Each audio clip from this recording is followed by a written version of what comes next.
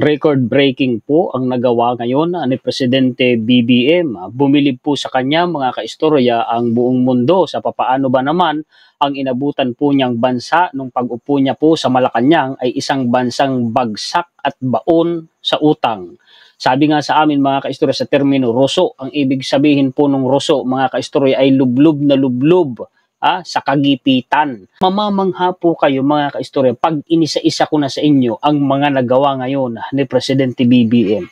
Yan po ang mga balita at impormasyon na maihahatid ko sa inyo ngayon. Pakishare po at pakilike at sa mga bagong viewers po natin kung gusto ninyo ang ganitong klase ng content ay maaari po kayong mag-subscribe. Palakihin ko po at ipakita sa inyo ang atin po mga references. Ipinagmalaki po ni Presidente BBM ang kanyang nagawa. At ito po ay totoo, bibigyan ko kayo ngayon ng ebidensya. Babasahin ko muna po itong post na ito mga kaistorya ni PBBM sa kanya pong Facebook account. Ang sabi po niya, noong maupo ako noong 2022, minana natin ang mataas na antas ng inflation na dulot ng pandaigdigang krisis at epekto ng pandemya. Dahil sa pandemyang yan, lahat ng sektor, mga kaistorya, sa Pilipinas, sa buong mundo naman, mga kaistorya, bagsak talaga. Tayo pa po noon ay nabaon sa utang dahil po, mga kaistorya, ang minanang utang po ni PBBM sa nakaraang administrasyon ay umabot po sa 12.79 trillion pesos lamang kung hindi ako nagkakamali sa pagkakatanda ko at mahigit 6 trillion pesos ang inutang po ng nakaraang administrasyon. Ang sabi ng isang mambabatas, sa loob-ika ng 85 years ay nagawa po ng nakaraang administrasyon na doblehin ang utang ng Pilipinas. Yun ang sabi niya at yun naman mga kaistorya, kung tutuusin, kung susumahin mo po, ang utang ng Pilipinas ay totoo naman. Ngayon, nasa 1.4% na lang ito, pinakamababa sa mahigit 5 taon. 2022 ang binabanggit mga kaistorya na taon. Yan yung taon na naupo si PBBM bilang presidente ng Pilipinas. Pero ngayon ay 1.4% talaga. Bakit ko ba inuulit? Tandaan po ninyo yung numero kasi ipapakita ko po sa inyo ang inflation rate po noong 2022. Content, Philippine Statistics Authority. So legit po ang reference natin. Summer Inflation Report, Consumer Price Index, July 2023. Kala ko ba 2022? Nandito po kasing 2022 mga kaistorya. Ito na po. July 2022. Malinaw ninyong mababasa. Ayan mga kaistorya. 6.4% ang inflation rate noong taon na iyon. Sa pagkataas-taas na yan ng inflation, mga kaistorya, pagkataas-taas din ng mga bilihin niyan noon.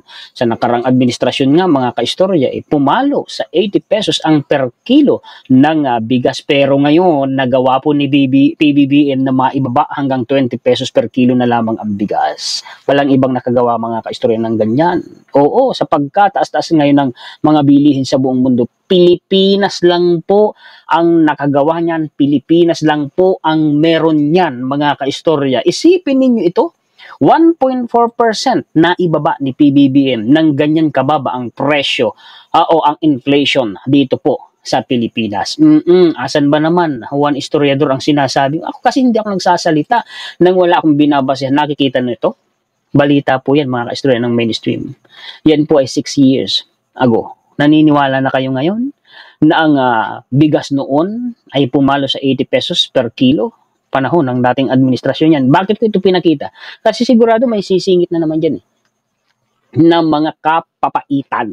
Ito, paano nila tayo mga kaistorya mapapasinungalingan? Paano nila maharang ang sinasabi natin tayo may pinapakitang lehitibong ebidensya? Ganyan ang kagandahan po dito po sa ating channel mga kaistorya. Kaya hindi makakatanggi itong mga kapapaitan hindi nila masasabing fake news po tayo mga kaistorya. Tuloy dito po sa post ni PBBM. Patuloy tayong kikilos para manatiling matatag ang presyo. Abot kaya ang pagkain at bukas ang mga oportunidad para sa bawat Pilipino, para sa bagong Pilipinas. Tapos ito ipakita ko ito sa inyo kasi ang ganda po nito. Pinakamababang inflation rate sa loob ng mahigit 5 taon, 1.4%. Hindi nagawa ng nakaraang presidente, pero nagawa po ni PBBM. Tapos may nakalagay pa sa ibaba, mababasa ninyo, presyo ng bigas, nagtala ng sunod-sunod na pagbaba sa loob ng 10 buwan. Pilipinas lang ang nakagawa niyan.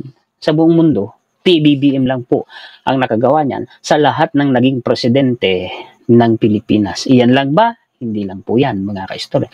Hindi lang po inflation ang pinag-uusapan natin dito.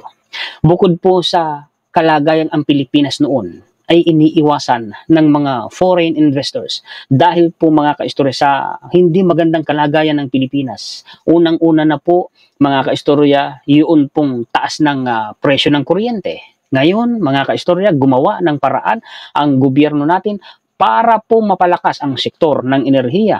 Pangunahin na po mga kaistorya sa renewable energy.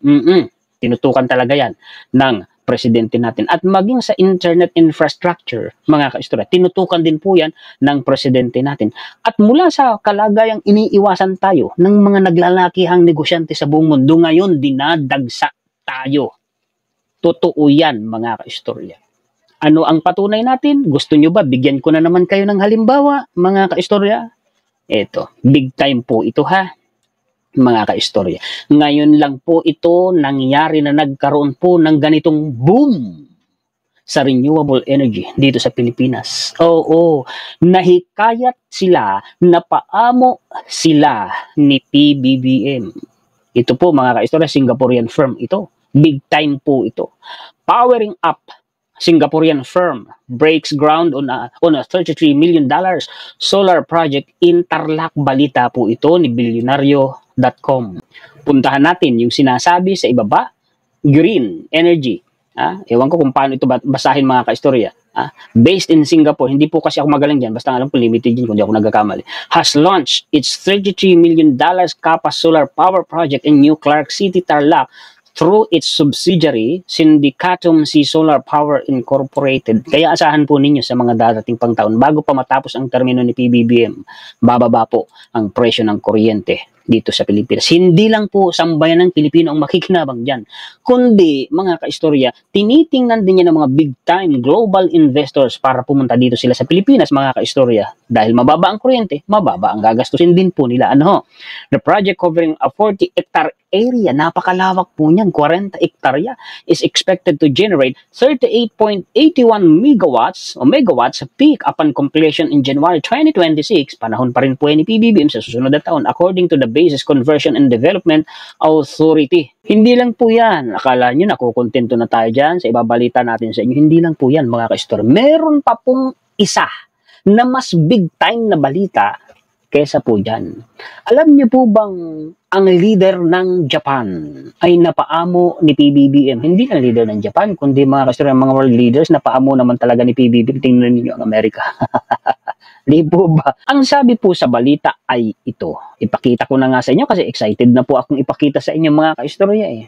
Nangako ang Japan na tutulungan po nila ang Pilipinas under the PBBM administration na matupad po yung goal ni Presidente BBM na mapayaman ang Pilipinas. Mailagay tayo mula sa kalagayang mahirap na bansa papunta po sa kalagayang may kaya. Apat kasi ang estado na yan mga kaistorya ng pamumuhay Meron tinatawag pulubi, may tinatawag na mahirap, may tinatawag na may kaya, at may tinatawag po mga kaistorya na mayaman. Nandun po tayo sa third grade, yan po yung target ni PBBM at nag-uumpisa na yan, nararamdaman na yan ngayon dito sa Pilipinas. Pero sasabihin ng mga kapapaitan, nako, hindi namin maramdaman. Papaanong hindi? Ginawa nilang manhid at bulag ang sarili po nila. Ang sabi dito mga kaistorya, basahin ko sa inyo palakihin ko nga ang caption.